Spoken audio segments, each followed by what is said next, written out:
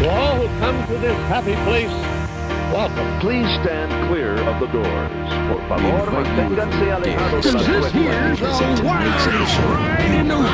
When industry indoors change.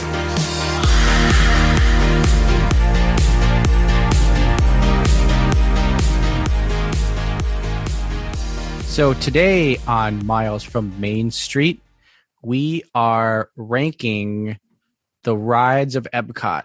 We're going to have some fun here. We're going to talk about each ride, and we're going to give them a number. And then at the end, we're going to tally up all the numbers, and we're going to see what we got. We're starting with Epcot, mainly because that's the park that I'm starting at when I go on my trip. So that's what I wanted to do. I just wanted to throw in there that since we are miles from Main Street, this may not be your typical ranking of rides that you might see from other bloggers. And, we don't get down there very often. So it kind of is something that we're willing to spend our time on is how we might rank it. What we may have actually ridden, since we haven't been there a gazillion times. It might be just what we enjoy. So, we're putting some light rules on it, but I think it'll be a good perspective on some of the people, on what some of us people that aren't there all the time, what they can enjoy. And I think it would be good to talk about the elephant in the room, or may I say the purple dragon in the room. The purple dragon. You're not talking about that bucket that was released this week. That instrument for transporting popcorn, buttery goods. Yes, that's what I'm talking about. You almost like some popcorn. you sound like Universal right now. So this week that we're recording, the Figment popcorn bucket was released, and people were standing in line for over 6 hours on the first day. Did we ever get confirmation on that? Is it sold out now? I don't know. I know my girlfriend right now is in FBI mode, and she's trying to figure it out because she is dead set on getting a Figment popcorn bucket because she loves Figment. But I mean, after talking to you and having her tell me things, I'm hearing conflicting reports because I've definitely seen photos and videos of a sign that says the Figment popcorn bucket is sold out. So who knows? Maybe they found more somewhere. Maybe a container all of a sudden shipped. I don't know. We'll have to find out. It'll be interesting to find out because I thought they were limiting how many they were selling in a day so that they could still have some as the week went on instead of just getting rid of all of them in one shot. So hopefully they're there when you guys get down there. But as far as the rides go, that Purple Dragon is the first one we're going to talk about with Journey into Imagination, right? Correct. Journey into Imagination. Now, I just want to mention this. I know that this ride gets a bunch of hate because it's not the original. And I never, to my knowledge, I don't ever remember riding it when it was the original Journey to Imagination. So, but I just know that I hear that all the time, that people don't like this ride because it's not the original and everything. And I mean, it's not like, it's not a test track. Like it's not a ride like that, but I enjoy this ride. I think it's a fun ride. And I think the theme of this ride is very cool and it's very fun. And it fits well with like that area of Epcot. So I like it. So I think for me, ranking this from 1 to 10, that's what we're going to try to do. I mean, I wouldn't rank it anywhere super high, but I feel like I would give Figment, I would say a 6 over a 5. Only because like there are certain parts of this ride that I really enjoy. Now it's like your typical dark ride, but it's got some really really clever things in it, and I actually really enjoy the queue line in it, with like Rick Moranis, and the guy from Monty Python, because he's like in the ride. He's like the curator of the I can't remember what everything's called, but he's in the ride, and it's all very funny. They've also got Robin Williams, and he's talking about Flubber. I don't think he ever talks about him. He's just like on the wall. But it's just all of these Disney scientists that they have in this queue line. That's very cool to see. So I enjoy all of that stuff, and I think the ride is pretty decent. I mean, it's just your typical dark ride again, but it's got some pretty fun things. I think I really enjoy. There's like that first room that you go in that has all the speakers, and they like make it seem like there's like a train going by and stuff like that. I mean, like the the speakers aren't that great, but it's kind of a fun thing to kind of sit there and listen to all that. So I would give it a 6 in my ranking. That's interesting. I was actually thinking a 6 for this one as well. But you know, I enjoy going into Figment's house at the end. I think that's pretty cool. I like the little tricks. There's little tricks like the disappearing butterfly, that they have in the show, in the ride, whatever you want to say. So I think that is really cool how they can throw in these little tricks. It doesn't have to be all this flashy stuff, you know, like it's a simple mirror trick that they're doing with this butterfly, but every time I just kind of like am mesmerized by it. So, this one does rank up there. It's one that my daughter absolutely loves, and we have to do whenever we go. So it's something that I look forward to riding. So yeah, I think a 6 is a good score for myself too. I'm so shocked that we agree on these things. I was thinking in my head, I was like, oh God, like what if we tie on like everything? So we'll see. I don't think we'll tie on everything, but it's just funny that we we think so the same. And on the very first one, we gave the same number. But moving on, next ride we have Soarin. And this is I like to talk about Soarin, and I like to mention that it is my mother's favorite ride. My mom's favorite ride in all of Disney World is Soarin'. But I enjoy Soarin'. The queue line kind of kills it because the queue line isn't great, but it's themed very well. But the ride is awesome, and the tech that is used in the ride is really great. I feel like, I hate to say it, but I feel like it's kind of lost a little bit of its luster through the years. Like other things have kind of come, and like I remember when Soarin' was like the must ride at Disney World. That was kind of right around when it was new and everything. But it's really, I mean it's gotten to the point now where like Soarin' isn't even the must ride at Epcot anymore. But I mean that's understandable because there's new rides coming out and everything. But it's still a pretty decent ride. But I do feel like it's lost a little bit of its luster. But it's still a really great ride. The sideways or the bent Eiffel Tower isn't always great. But I have to say I don't think I've ever really had an issue with that. Maybe it's just because I'm always in the middle. But I've never experienced the leaning Eiffel Tower. So for me, I feel like I would have to give this ride an 8. Honestly, I was kind of thinking since I gave Figment a 6, I feel like that kind of pushed up Soarin' a little bit. but I feel like that's a decent score for Soarin' is an 8. So I initially was thinking, because this is probably my favorite ride within the park. So I was thinking a little bit higher, but I'm going to give this one a 9.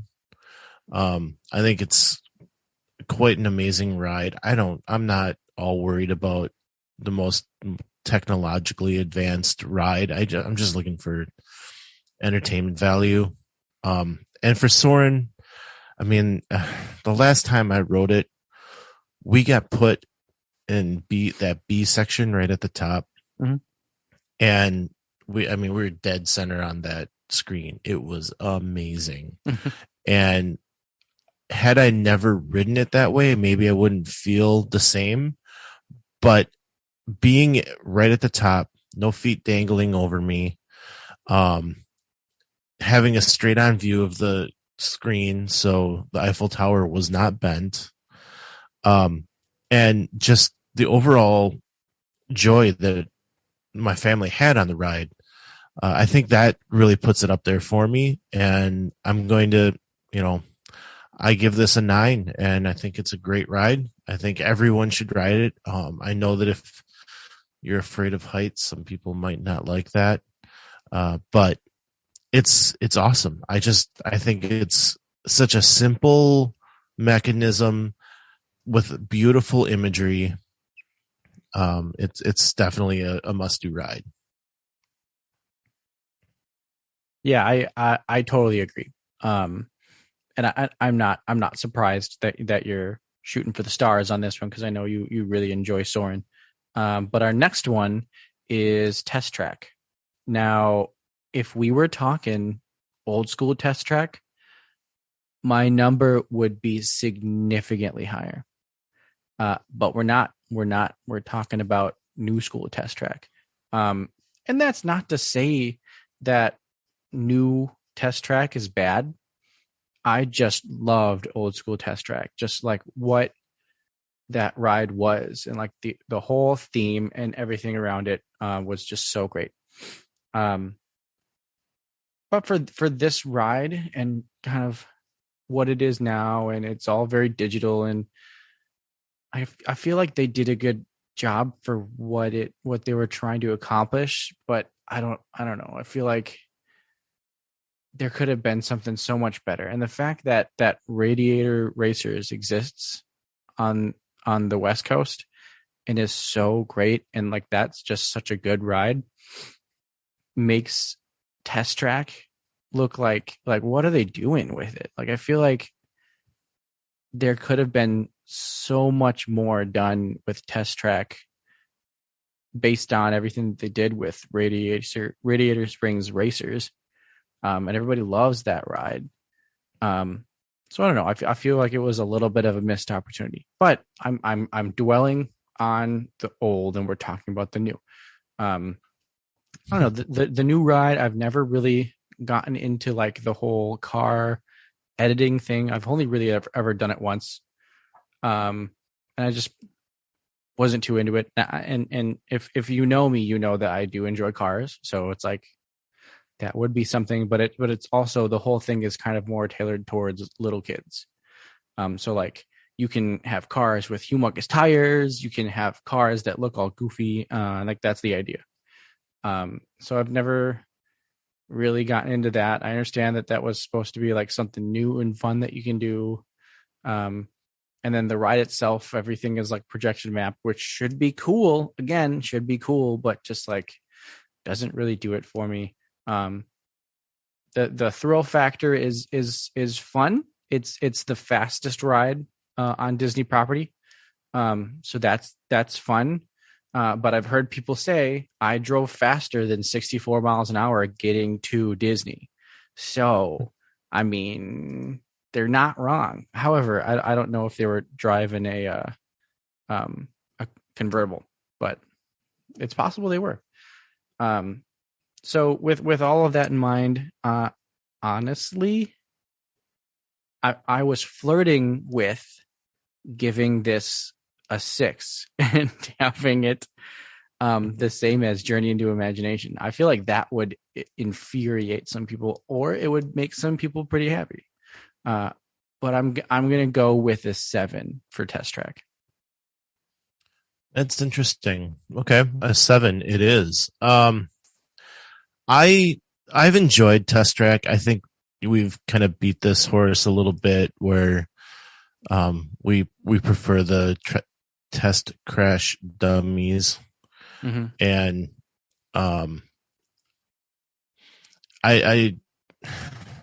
I understand, like you have talked about, the creating of the car, and I've done it, and I had some interest in it. It was kind of fun to do, and make your own car.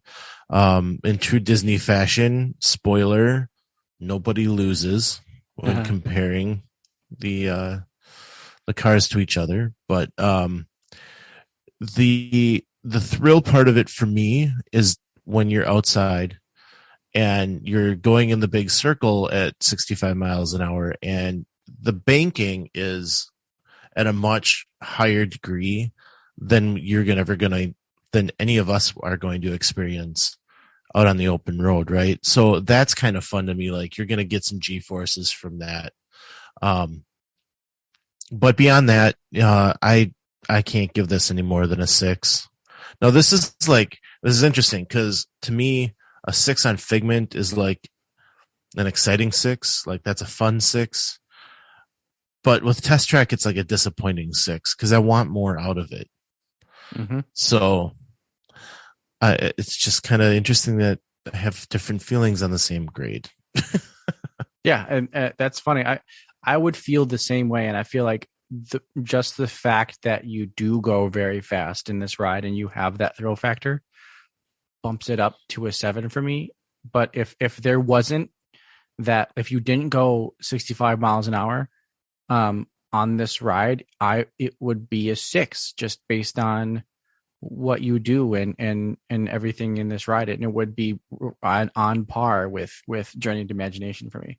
But I do feel like with that thrill factor of the ride, that's kind of what it pushes into a 7 for me. So very cool. One of my favorite rides there is next, which is Living with the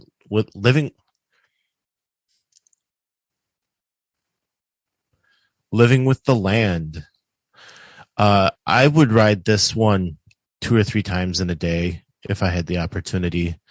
It's a relaxing ride. It gives you, now I'll go back a little bit. It's a boat ride that takes you through their greenhouse, where they're growing vegetables that are then served on Disney property.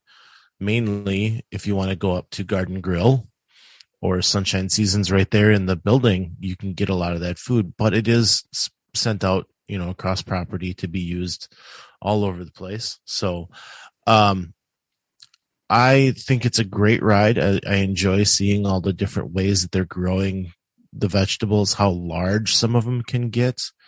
And then it's also a great place to find hidden Mickeys. They're not so hidden sometimes. Like the one that I always think about is the one that's in with the fish tanks. They've got like these little circular tubes that the fish can swim through, and they'll have them set to look like a Mickey. So anyway, I enjoy it. It gets a holiday overlay during the Christmas time period. Only at night is it worth seeing, I guess. I have not seen it because I have not been there during Christmas, and I need to do that.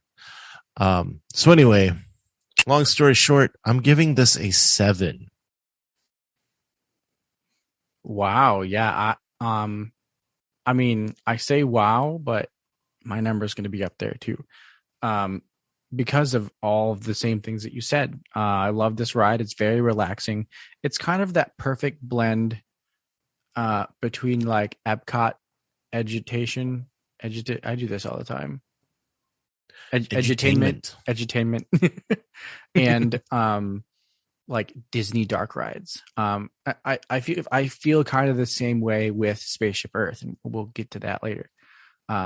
but Living with the Land definitely has those vibes, and I very much enjoy it. I feel like if I was born, and maybe this did happen, I may have to talk to my parents and see if they took me to Epcot way back in the day.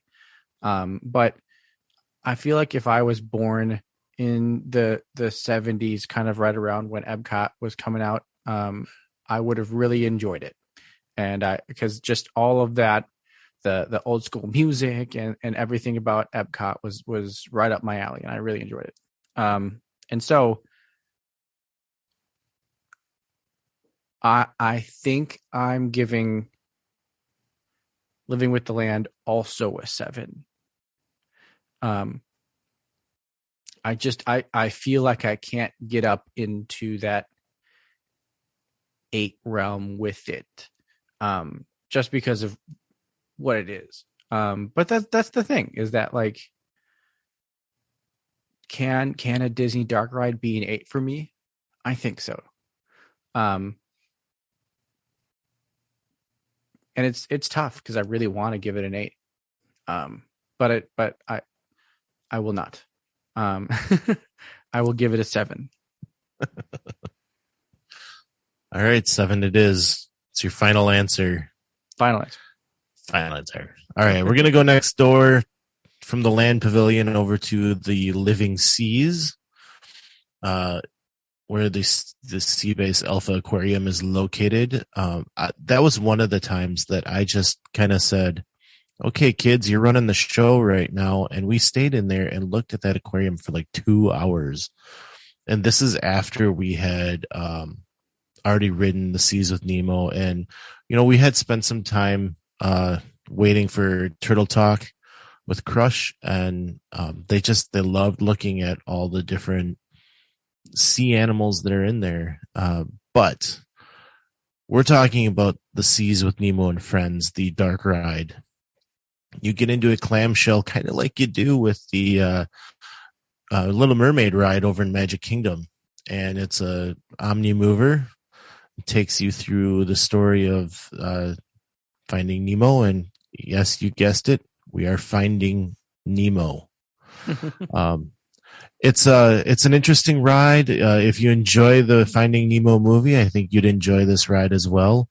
The technology is kind of neat, how you're looking into an aquarium and the Nemo and Marlin and the fish that are involved there, they show up on the aquarium. I want to call it a screen, but I guess it's glass. It's kind of both, right? So that, that's kind of neat. This doesn't register very high with me, though. I see it as a 4.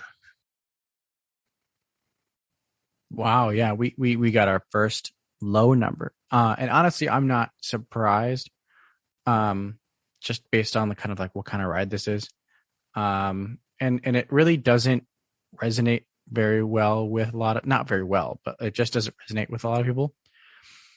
For me, I enjoy this ride. But again, there's just not a lot going on. I think I will take cues into the factor with a lot of these rides too. And I believe that I enjoy this cue kind of like when you first walk in and it feels like the beach and everything. It gets dark pretty quickly. But then the lighting changes and you feel like you're underwater and you've got that tunnel that you go through with Crush that makes you feel sick. And, but I enjoy a lot of that stuff and I enjoy Finding Nemo as a movie too. And I do find this to be a ride that I am excited to go on. I'm never, sometimes I'm not excited to go on certain rides, but this is a ride that I do get excited to go on, even though I kind of understand that like it's not the coolest ride or like the fanciest ride. So with that said, I am going to give Finding Nemo a 5. 5 it is. Mm-hmm. So moving on to our next ride, and Brian, I kind of think that we should probably just like let this whole thing go You think we should just just let it go? I don't think we can let this one go. This one is pretty up there. Okay, I guess we can talk about this one. We are talking about the Grand Fiat. No, we're talking about Frozen, of course. I have mixed feelings about this ride because I loved Maelstrom, and the history behind Maelstrom is so cool, and just learning about that ride and what that ride was. It was my most favorite ride in World Showcase, which is honestly not that hard to do. Now it is, but yeah, again, mixed feelings. This did the opposite of Test Track. Not really. I can't even say that. Never mind. Delete that from the podcast. Yeah. What it turned into, I think is very cool. But I really loved Maelstrom. But it is Frozen, which I do enjoy that movie very much. And a lot of the animatronics and kind of the overlay. Honestly, this is probably the best case scenario for a ride taking the place of a ride that I loved. It hasn't happened a lot, thankfully, in Disney, where a ride that I've really loved has been replaced. But honestly, this was best case scenario because it's an awesome ride. Frozen is, and everything that's going on, the overlay works really well with everything that's in there, and I really enjoy it every single time I ride it. And I like it enough to give it an 8. Just because I understand that it's a great ride, but understand that I'm giving that 8 also because I liked Maelstrom so much, because it's so similar of a ride. Not that a Frozen ride wouldn't be worse, but I don't know. I just feel like I have that nostalgia for Maelstrom, and I always think of Maelstrom when I'm in there. But it's a great ride, and I think an 8 is well deserved for what it is. I really enjoy it too. I really enjoyed Maelstrom as well when it was there. And when you go through the ride, like you said, it's still the same ride mechanism.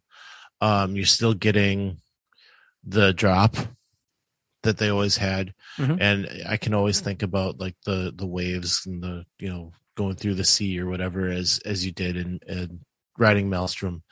But this is 2022. We've got Frozen. Frozen is a juggernaut, and I think they've done a really good job with this ride. It really retells the story well. You're like having a little festival over celebrating what happened from the first movie. And it's a fun ride. Every time I've been in there, everyone coming off of it is just happy. They've really enjoyed themselves. I've always really enjoyed myself. I sing the whole way through because how can you not? And I love the way that they included Marshmallow in there. I think that was a cool little nod. Also, I need to mention in the queue when you get to walk through Oaken's shop, whatever it is, and he is in the sauna and doing his little yoo-hoo thing from the window. I love that. I could sit there for a while and watch him. I always enjoy when the line kind of gets slowed down right there, which that's, one of the things you see before you actually get on the ride. And, you've talked a lot about queue lines, and I do enjoy that queue line. I think, especially when you get into like the village area, right before you're going to get on the ride. And you've got all those lanterns kind of hanging over you. And it looks like you're in the village at night. I think that's really neat. So I am going to be giving Frozen a 7. Wow, yeah. Decent scores for a decent ride. I would agree with everything you said. Um, definitely. And I can't wait to kind of see what kind of placements we have. I feel like we're going to have a couple we're going to have to do some tiebreakers on this. But moving on to the next ride, and that is the Grand Fiesta Tour. And this ride, I I want to love it because I have so many good memories of it. Mainly because kids go to bed. Mainly because most of the time I'm drinking tequila right before I go on it. So it's like I just had a little bit of tequila, and hey, the Grand Fiesta Tour. So I think at one point they let us get on with our tequila. Like the cast member actually let us get on. We're like drinking tequila and we're going through the Grand Fiesta Tour.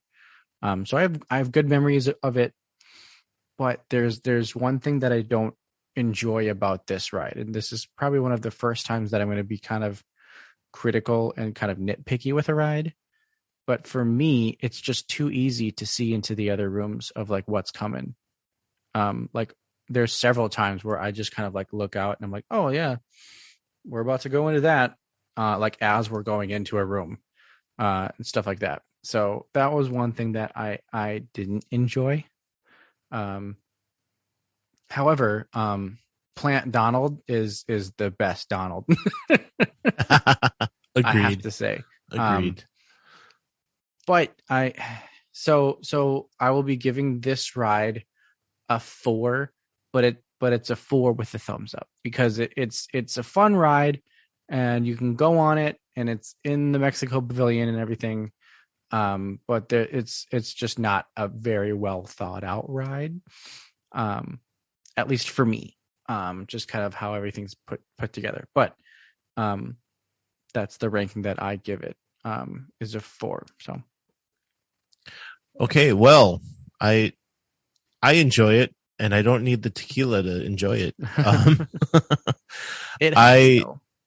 I think that the saga of the animatronics recently has been a lot of fun, and they're back. So I guess that saga has completed for us, but it was a lot of fun seeing what might happen next. Donald went down, and then I think maybe it was Panchito that went down next. And sometimes they'd be back and sometimes they weren't. And, as you mentioned, Plant Donald was out there. I have never noticed seeing into the next room too easily. I'm too busy watching the screens and wondering, ¿Dónde está el Donaldo? And I apologize for that terrible Spanish, but, I enjoy it. I think it's a great nod to the history of Walt and the trip that he was able to take, which led to the Three Caballeros being created. I just enjoy going through that ride. You get to go through when you first start. You go past that pyramid and you go past the restaurant, which kind of sets it up, and then it's a big party the whole rest of the way. And I don't know. I also liken it back to Small World. I tend to confuse it with Small World once in a while because the dolls are a lot the same, and the dancing dolls, and it's just kind of like an extension for me. So I'm having more fun on it than you, I guess. I'm going to give this a 6. Okay. Yeah. I understand. And I guess it's just one of those nitpicky things. I don't tend to get nitpicky with Disney things most of the time. But this is one of those times. And that's the thing though, is that like I do enjoy this ride, and it is a ride that I go on almost every time. I would say I've gone on it every time I've gone to Epcot.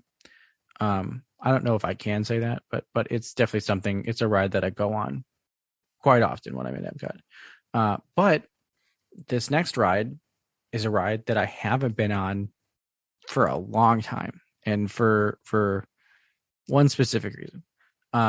But that is Mission Space. And I think it's going to space. Would you give it a minute? Sorry, I have to say that every time. But Mission Space is what was a cool ride. And anybody who's hit their 30s or their 40s will understand what I'm talking about. Mission Space was a cool ride for me at one point. I really enjoyed Mission Space. And then I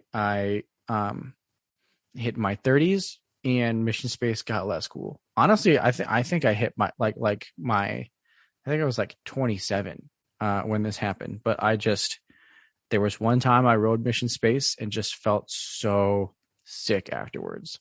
Because if you know Mission Space, if you don't know Mission Space, it's a simulator. And it's basically like a centrifuge that spins you around real quick. It makes it seem like you're on a space mission to Mars, which the mission itself is all very cool and very exciting. And I love that mission. And it's all very fun, but it's just hard for me I'm feeling sick right now talking about it, but it's just very hard for me to enjoy it while feeling that way now. I understand that that's completely my fault for that, but on my list, it's going to be very low. I am also giving this ride a 4, just because of that. Now, everything else aside, that's a big, that's a big factor into why I'm giving it a 4. Is me feeling sick on it all the time. That's kind of why it's in the 4 range. But we can talk about all of the very cool things that go into this ride, that the fact that it is a centrifuge and the Martian landscape is like what Mars actually looks like. Very, very, all of these things are all very cool. But again, I can't enjoy them if I'm feeling sick. And then on top of that, I can't enjoy the rest of my day if I'm feeling sick from this. And this is one that has gotten me very, very sick. The closest I've ever been to throwing up in a theme park was coming off of this ride. I felt like I just needed to like sit for an hour somewhere and just like collect myself. So I just don't ever really have a very fun time on this ride. Now I've never done the green side. Supposedly the green side is you just like circle Earth or something like that, and you come back down. So it's like less intense or something like that. But I've never done the green side. Might do the green side when we go this next trip. But yeah, I've had fun times on it before, but I just don't have fun times on it anymore. And actually, for those same reasons is the reason that I have not ridden it. Going down there for the first time when it was available to us, we did, and this is, maybe this is the problem with doing research and spoiling yourself, is that we heard from a lot of people that you can feel sick and it can ruin your day. And we didn't want that to happen. And here's that Midwest point of view where, we're not there all the time. So I don't want to ruin my day knowing that I'm going to be there open to close. So I have not ridden it. I'm giving it also a 4. And I think that it has to be ranked lower for the fact that it can make you sick. Mm-hmm. And I know a lot of people go through a lot of that with many other rides, but this one tends to do it a little bit more than just regular motion sickness that people have experienced. So I'm not going to speak too much more on it because I don't really know a whole lot on it, but yeah, I'm going to give this a 4. Yeah. So somewhere my brother is really excited because he also doesn't like this ride. That's because he's a little claustrophobic. And so we had an incident one time. Anyways, moving on. We're going to talk about Spaceship Earth. And I like Spaceship Earth. I very much enjoy Spaceship Earth. I would consider myself a Spaceship Earth fan. I have some art of Spaceship Earth. I have that mural as you're walking in. I have that framed in a picture somewhere. And I very much enjoy it. It very much encapsulates like that Epcot idea and everything like that. And it still kind of feels old with like a new twist because it's been updated, and I'm pretty sure they're going to update it again. And so it just feels like Epcot. Like that's just classic Epcot. I liked it when Jeremy Irons was doing the spiel. I liked it when all of the other people who were doing that voiceover when they were doing it. Judi Dench does a really good job of it. I enjoy all of the updates that they've done to it. Sometimes the pictures don't really turn out for what you're trying to do. I think I put my hands up at one point and it like cut half my face off because the camera didn't know what I was doing. So that's funny. But it has a special place in my heart just for like what it is. And I love education and stuff like that, and learning stuff, and just kind of like love that kind of entertainment. So I very much enjoy it. I'm going to give it an 8. Big numbers. Yes. All right. Spaceship Earth. What can I say about Spaceship Earth? I have mixed feelings on this one. My family doesn't like it. And I do enjoy it. I like certain aspects of it, but to be honest, the last time I was on it, we spent the entire time just looking for hidden Mickeys. We didn't really pay attention to what else was going on. Now, that being said, I do enjoy when you get to the top of the ball and you turn around and go backwards, and you're looking like up into space. I think that's pretty cool. But the order of the list that we went through tonight was written by me, and I was writing down. It's a little behind the scenes for you guys. I was writing down this list, and I said, "There's only 9 rides in this park." And maybe an hour later, I messaged Mikhailo and said, "I forgot Spaceship Earth." So I think that kind of tells you how I feel about it. I forgot about it. So, I'm giving this a 5. I think that it does need the update. As much as some people may not like it, it does need an update. I don't know. My hearing can go bad too, and I have trouble hearing Judi Dench as we're going through the ride. So that brings it down for me as well. So anyway, enough on that. Number 5, lots of good hidden Mickeys in there. So you're giving it a 5, Brian? Yeah, that's what I'm saying. A 5. Cool. Sounds good. I honestly, Brian, most of the time I just go on to Spaceship Earth to thank the Phoenicians. Yes. Anyways, we have one more ride to talk about, but it's a ride that neither of us have been on yet, and that's Remy's Ratatouille Adventure. We're gonna kind of talk about it, and obviously this ride could possibly be a 10 for both of us, and quite possibly it will be. But we decided to not rank it and just kind of mention it at the end. And this is what happens when you're in the Midwest and you can't get out to rides that are opening up. So, yeah. I kind of compare this to Mickey and Minnie's in my head, which I really enjoyed Mickey and Minnie's. So I think I'm really going to enjoy Remy. And like you said, could easily make this a 10. Oh, yeah. But yeah, unfortunately, without riding it, I don't want to give it a ranking. So when you return, maybe we can update this a little bit and give it a number based on your recommendation. Mm-hmm. And then when I get back from my next trip, we can update it again.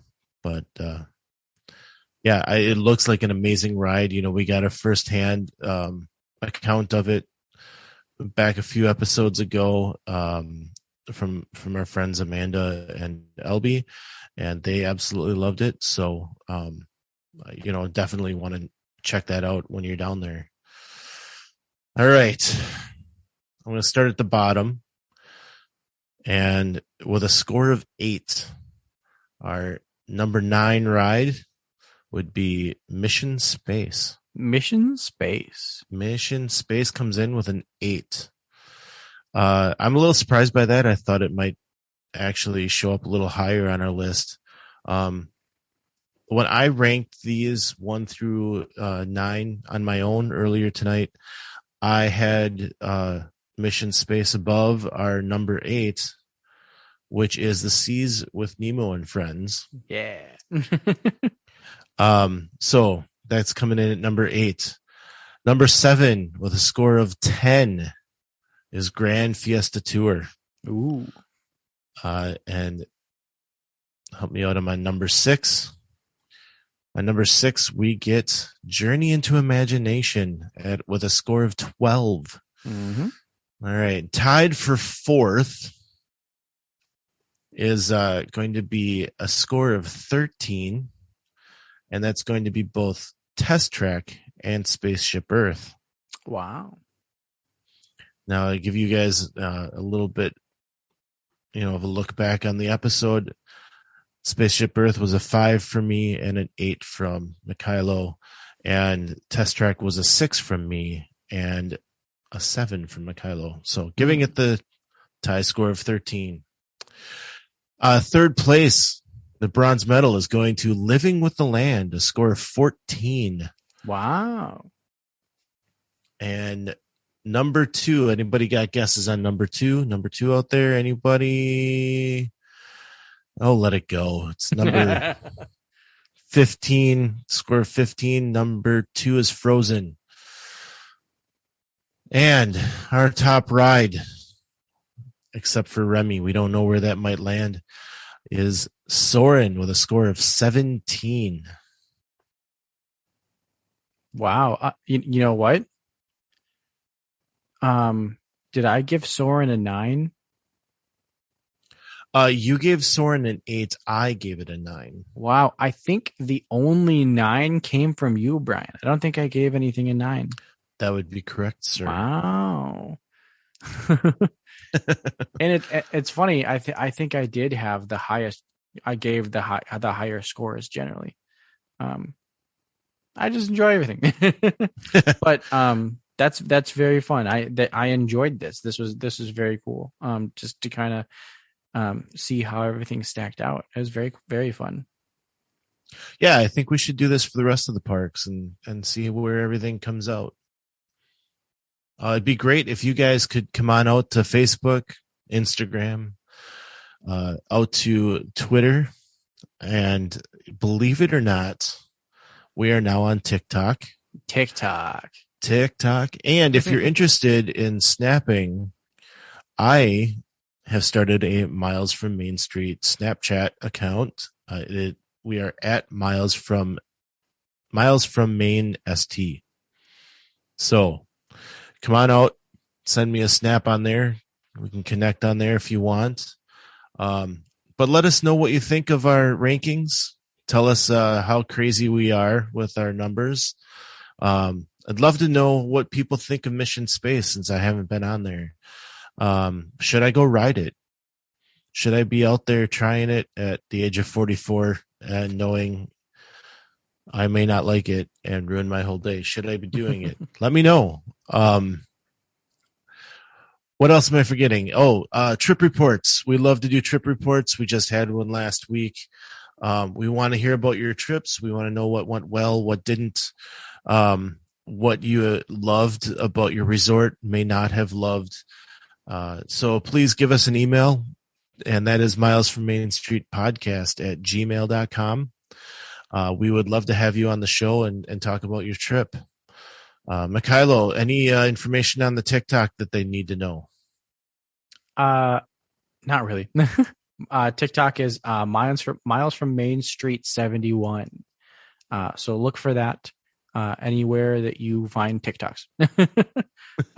We're gonna try to make a couple at least while we're down there, but then we'll try to be making them here and there, kind of about how we cope far away from Disney, because that's what we do. My girlfriend will probably be sharing a lot of the fun things she buys from Disney.